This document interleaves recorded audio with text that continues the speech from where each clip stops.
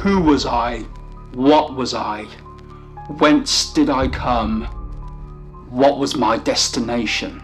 These questions continually recurred, but I was unable to solve them. Best try harder then, it's a Q&A vid.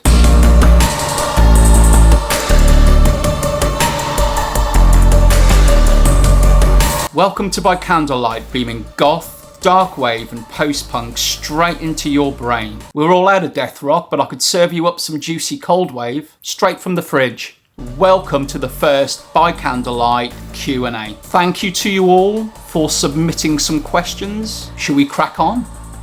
The first one is possibly the most important question, and it comes from Mr. Necro, who asks, have a question for you. It is a question as old as time. Pineapple on pizza, yes or no? I'll level with you. I wish it was as easy as a yes or a no. So it's a yes, but as long as it's nuzzled up against some mushroom. Only on pizza though, I wouldn't order a mushroom stroganoff and think, where the hell is the pineapple? Thank you, Mr. Necro. That's a good start, and I want pizza. Joseph asks, I would be curious if there are artists that are not considered goth per se, but have music that has fallen into the goth community's cold embrace, like the choice of words there.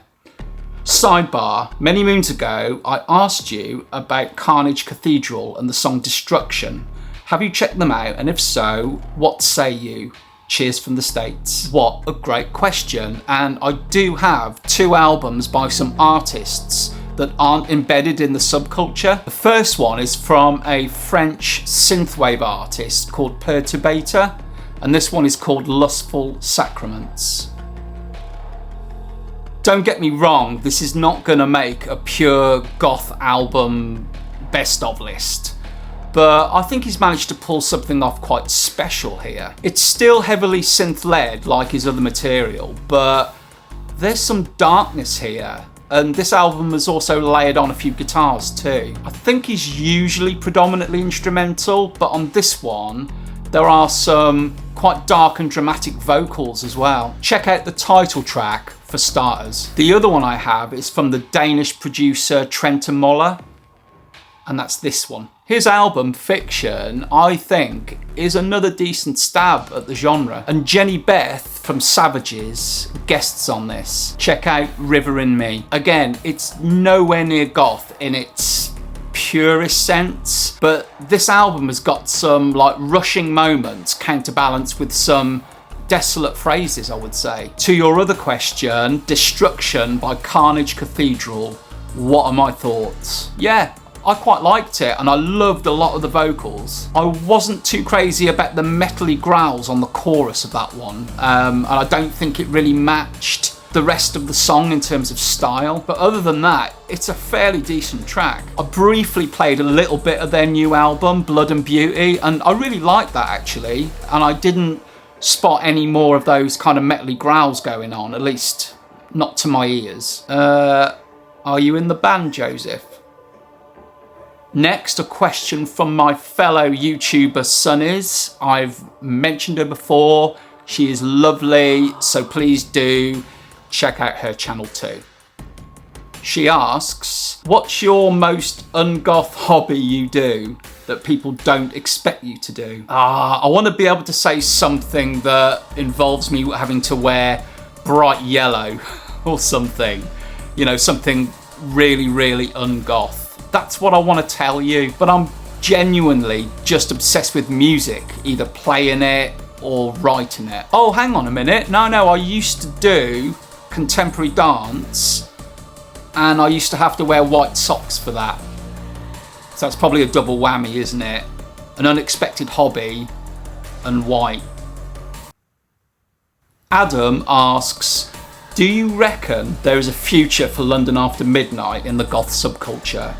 Or do you believe that there'll come a time when they won't be relevant any longer? Yeah, I reckon they'll stay relevant. I think that the subculture is famously unfickle. You know, you have elder goths and baby bats all listening to music from the early 80s right up until the present. So I can't think of any album or band that have fallen out of favour for any particular reason. I wish they'd release more albums. I mean, it's been, what, 18 years since Violent Acts of Beauty? It's kind of beaten The Cure. Actually, speaking of relevancy, when I went to see them live, and I'm sure if anyone else has seen London After Midnight live, they will know what I'm talking about. But during the song Pure, on the backdrop, they show these quite graphic and moving images of what's wrong with the world. So they show scenes of violence, famine, deprivation, that kind of thing. And you can really feel the emotion around you. Like, you wouldn't have to look at anyone stood next to you, but you could feel, you could just feel the tears, basically, is what I'm trying to say. And it was so moving. And it's those kind of statements, almost political statements, that I think still make this band relevant. Yeah, so I think even if they never released another album, their output so far will stay relevant in the subculture, I think. Selena asks, how did you find goth music? I can actually trace it back to 2 specific songs, and they are Charlotte Sometimes by The Cure and Sanctum Sanctorum by The Damned. I think that's where it all started for me in terms of the music. You know, when you hear something and it just flicks a switch, it just makes sense to you on lots of different levels, and it's then that you realise that this is never just going to be a phase. So yeah, it was those 2 songs in particular that got me into goth music. Alejandro asks, what makes goth music goth? That's another big one, that, isn't it? I'm actually fresh from doing a few quite hefty goth album ranking videos, so that's a question that I've had to bear in mind as I've been going through each of the rankings. For me, I would say music that has a dark and atmospheric sound, often with a prominent bass line and reverb on the vocals and all the instruments. Dramatic or distinctive vocals, I would say, are key, with lyrics based around the themes of death, the macabre, and existential dread or despair. I mean, that's quite a generalisation, but I would say that that was a good starting point. Really great question though. Thank you very much. Giselle asks, what was the first song or moment that made you fall in love with goth music and or the subculture? So in terms of the music, that would be The Cure and The Damned songs I mentioned earlier, but I think it was all solidified when I went to my first goth night. I can remember feeling really nervous and a bit like an imposter, like everyone else had been into it for much longer than me, but I was amazed at how friendly everyone was and how much on the same wavelength I was with them. It was just a bit of an eye-opener, really, I think. It does sound a bit of a cliche, but it's like finding your people, which is really hard in a really dark club with the smoke machine on.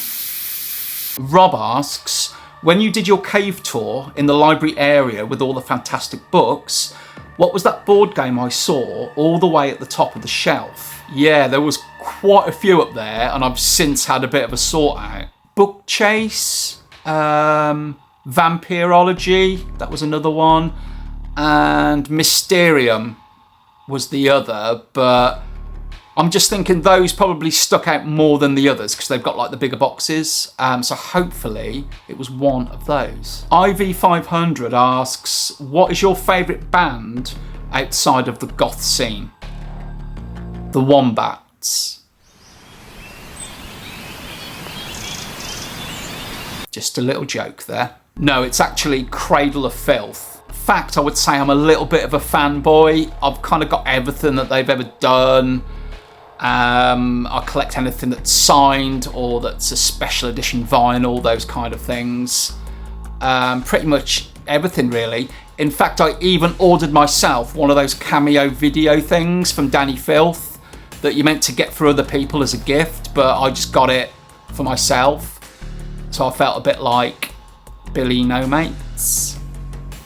But yeah, I do like quite a few of the bands in the extreme death and black metal genres. Still quite dark, innit? Okay, so Crates Clouds asks, if you could book a festival of 7 bands with any bands ever of your choosing, who would they be and who would open and headline? Now that is a good question. Okay, so are we proposing the living or dead scenario? If so, I would choose these in order of appearance, which means that the last one I say would be the headliner. So Tropic of Cancer, Ego Likeness, The Soft Moon, Lycia, Susie and the full lineup of Banshees, and the Ros Williams fronted Christian Death. A bit of a strange mix, I know, but I've gone for either the unlikely or, sadly, the impossible with that list. SP asks, likely not an easy one to answer in a sentence or two, but what would your ideal goth club look like?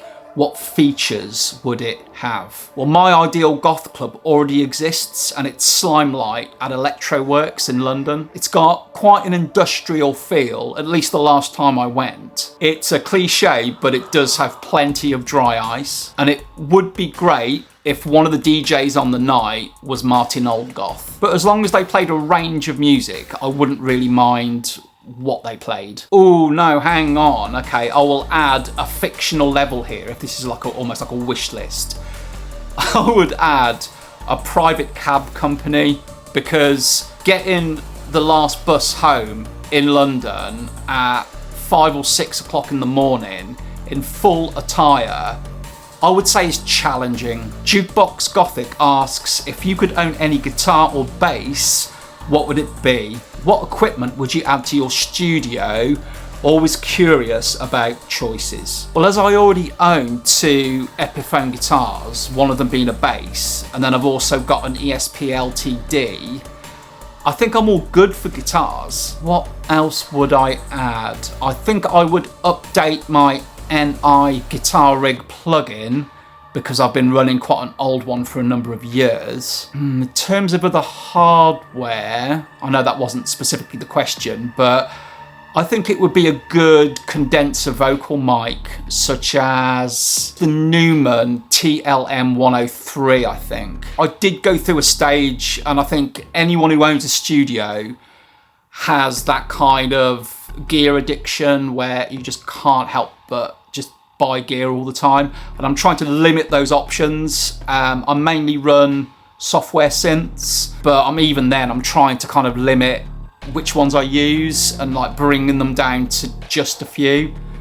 So yeah, try not to buy more equipment. Oh, still on studio equipment, Al asks, what's your go-to instrument when writing a song? I would say the keyboard first, but as it's a controller, then it would be a soft synth, and it would be out of Silent, Vacuum Pro, or even Absinthe, actually, as old as it is. That is software, that's not the drink. The drink might be handy though. Graham asks, Leanne asks, who would be your number 1 musician or band you would love to see, given money, no object, past or present? I actually had the pleasure of meeting Graham and Leanne at Whitby Goth weekend last year, so sorry for the repeated answer, but it would be the Ros Williams fronted Christian Death, without a shadow of a doubt. My favourite band, my favourite iteration of that band. So yeah, that would be my number 1. I have seen the Valor fronted version quite a few times now, which I still really enjoy, but to see the Ros fronted Christian Death, well, that's a dream that will just have to remain a dream. If anyone has seen Ros live, please do let me know in the comments. What was he like in between the songs? Was there any banter? That sort of thing. Much appreciated. And thank you, Graham, for the question. Angela asks, do you remember the first goth song, movie or person that sparked this change in you? How did your family react at the time? And how do you feel now that it's clearly not just a phase? Or maybe you were born this way, fangs and all. So I've already covered the first goth songs in a previous answer. There wasn't really a film, but I think you're on the right lines when you say that I was born this way. I actually covered this a while ago in a video, and I talked about feeling a certain way, maybe even being a little bit confused by that feeling. and then finding a subculture that slotted in with it, that matched how you felt, and it all completely making sense. I can't say that I bought into the full, aesthetics and attire part of it straight away, but it did feel like coming home, if that makes sense. The family were fine, and I actually remember my dad talking about The Cure. He always liked them, so I think there was a basic understanding there. Earl asks, do you prefer punk rave or devil fashion? I go for punk rave, I think, because I already own some items from there. Not tried devil though, but overall, I am a little bit of a Killstar fan. I know that wasn't the question, but I just find the quality of Killstar just up there, really. Saying that, I think my favourite jacket is punk rave. Don't know now. Thank you all for your questions, and I would be interested to hear your responses. Which 7 bands would you place on a set list, and in what order? And do you invite pineapple onto your pizza, and does it accept your invitation? Let me know down below. Until next time, see you later.